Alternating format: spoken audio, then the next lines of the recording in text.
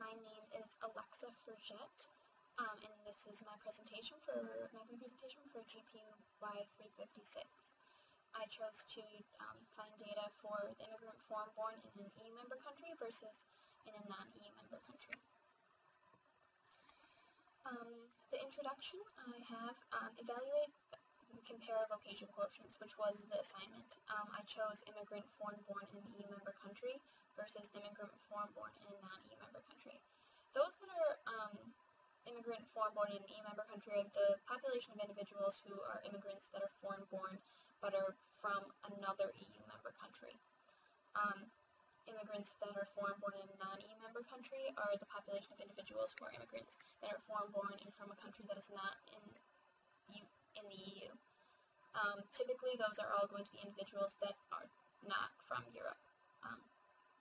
However, it could be a country that is just not a part of the European Union.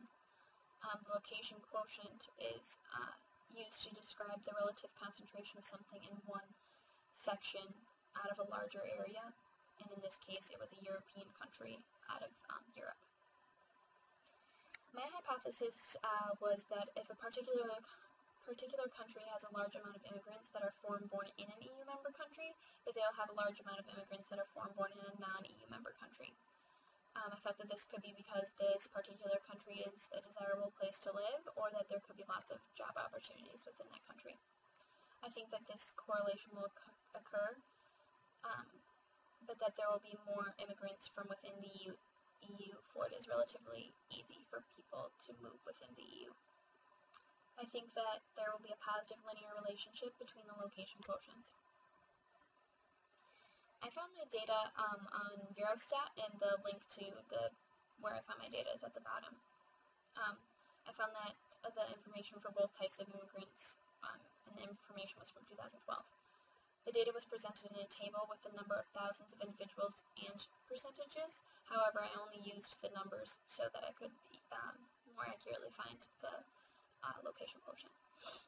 The data table included the total number of foreign-born immigrants, the total number of immigrants in Europe, number of foreign-born immigrants from an EU member country, and the number of foreign-born immigrants from a non-EU member country. I used the location quotient method, obviously, and it uses country-level quantitative data with population as the norm. 32 countries in Europe were selected for my particular data values because they didn't have accurate values for the other countries. They only had them for those 32 countries in Europe. And then below is the actual location quotient equation. First, to find the location quotient, there are 3 different basic steps.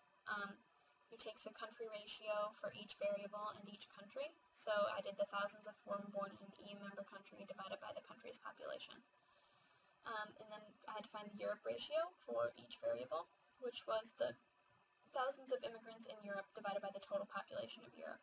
And then I divided the country ratio by Europe's ratio for each country and each variable. This is an example of my spreadsheet.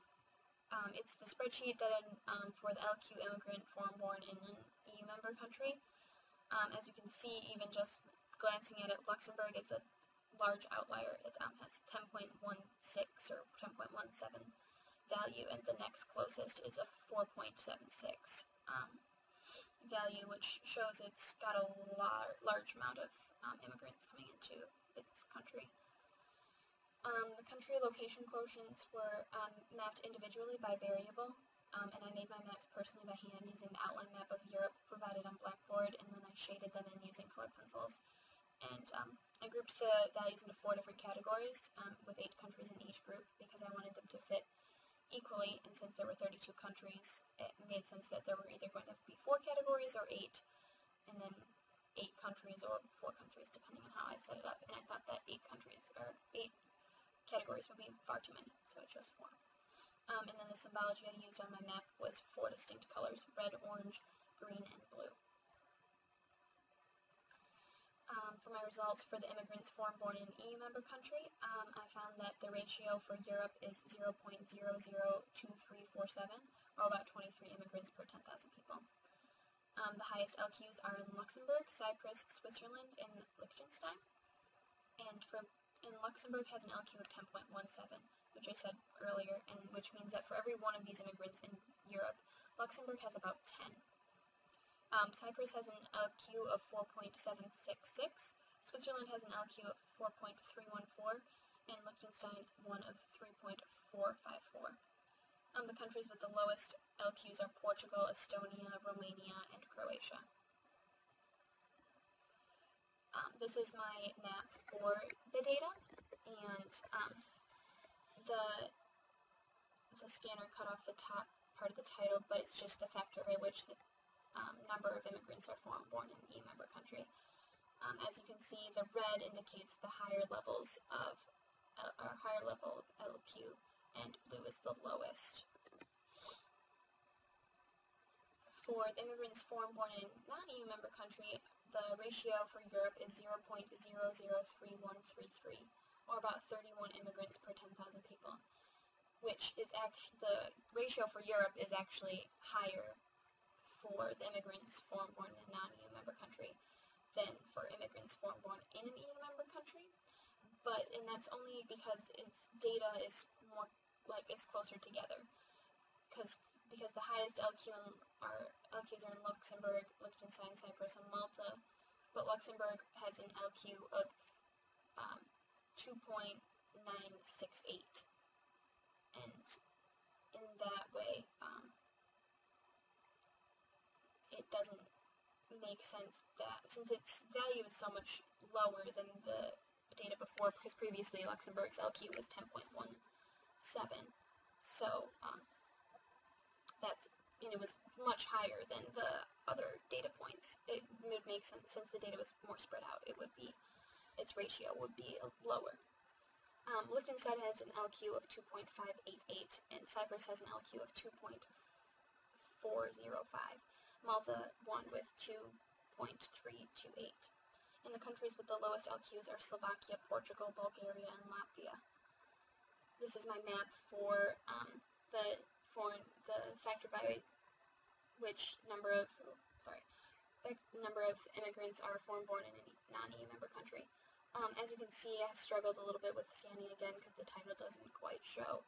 And the scanner cut off the bottom value on the blue value that says 0.474 to 0.00, and so I had to superimpose a photo of that, so that's why it's a little bit blurry, onto the